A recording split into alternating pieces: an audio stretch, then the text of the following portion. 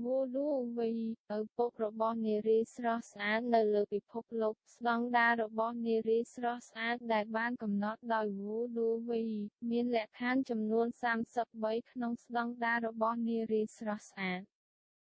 ស្ត្រីដែលបំពេញគ្រប់លក្ខខណ្ឌទាំងអស់គឺជាស្ត្រីដ៏ស្រស់ស្អាតម្នាក់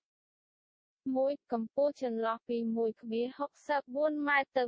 1.70 ម៉ែត្រ2ទម្ងន់គឺចន្លោះពី50គីឡូក្រាមទៅ60គីឡូក្រាម3ទំហំសូដន់ស្ថិតនៅចន្លោះ C និង G 4មុំរវាងត្រចៀកនិងមុខគឺចន្លោះ170ដឺក្រេនិង175ដឺក្រេ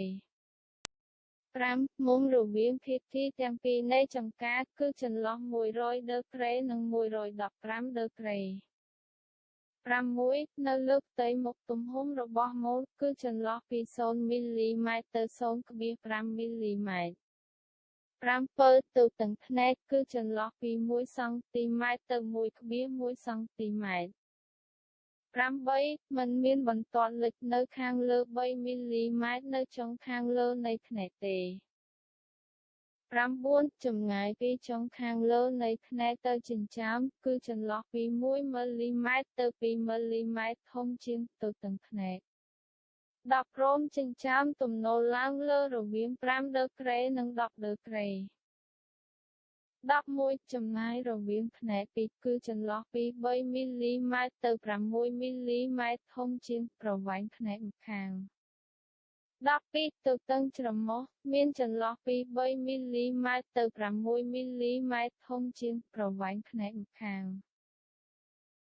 13ទទឹងនៃមាត់គឺចន្លោះពី0មីលីម៉ែត្រទៅ5មីលីម៉ែត្រតូចជាងចម្ងាយរវាង iris ទាំងពីរ14កម្រាស់នៃបបូរមាត់ទាបគឺចន្លោះពី0មីលីម៉ែត្រទៅ1មីលីម៉ែត្រធំជាងទៅទាំងភ្នែក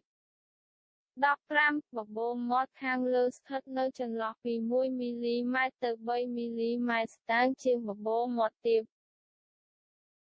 16ចម្ងាយបញ្ឈររវាងចុងទាបនៃច្រមុះនិងចុងខាងលើនៃបបូរមាត់ខាងលើគឺចន្លោះពី1មីលីម៉ែត្រទៅ2មីលីម៉ែត្រធំជាងកម្រាស់នៃបបូរមាត់ខាងក្រោម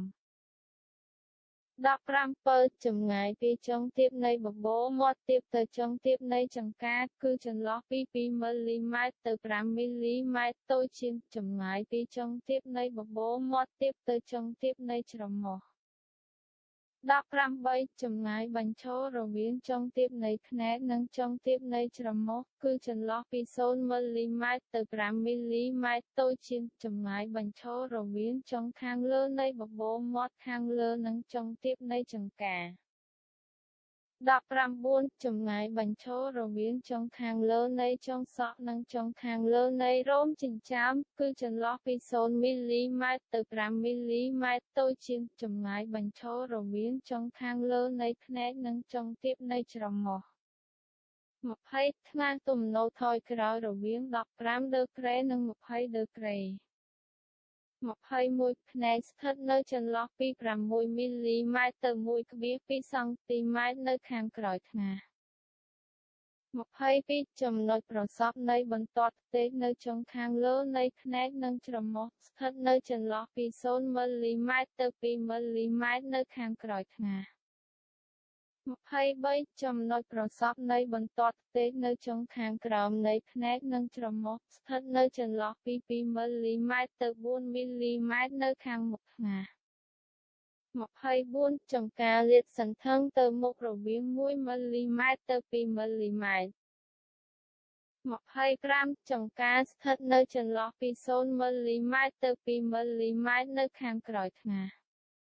26បបូរមាត់ទាបស្ថិតនៅចន្លោះពី4មីលីម៉ែត្រទៅ6មីលីម៉ែត្រនៅខាងមុខចង្កា27បបូរមាត់ខាងលើស្ថិតនៅចន្លោះពី2មីលីម៉ែត្រទៅ4មីលីម៉ែត្រនៅពីមុខបបូរមាត់ខាងក្រោម28មាត់ទំនោរទៅមុខរវាង10ដឺក្រេនិង15ដឺក្រេ29មុំរវាងច្រមុះនិងមាត់គឺចន្លោះ90ដឺក្រេនិង95ដឺក្រេ 30 ច្រមុះស្ថិតនៅចន្លោះពី 1,3 សង់ទីម៉ែត្រទៅ 1,6 សង់ទីម៉ែត្រនៅពីមុខមាត់ 31. នៅពេលសើចផ្នែកដែលលាតត្រដាំង មិនមានស្ករកៅស៊ូនៅខាងលើចុងខាងលើនៃធ្មេញទេ 32. នៅពេលសើចគម្លាតរវាងធ្មេញដែលប៉ះពាល់គឺចន្លោះពី 0 មីលីម៉ែត្រទៅ 0,5 មីលីម៉ែត្រ 33. នៅពេលសើចធ្មេញដែលប៉ះពាល់ត្រូវបានរៀបចំយ៉ាងស្អាត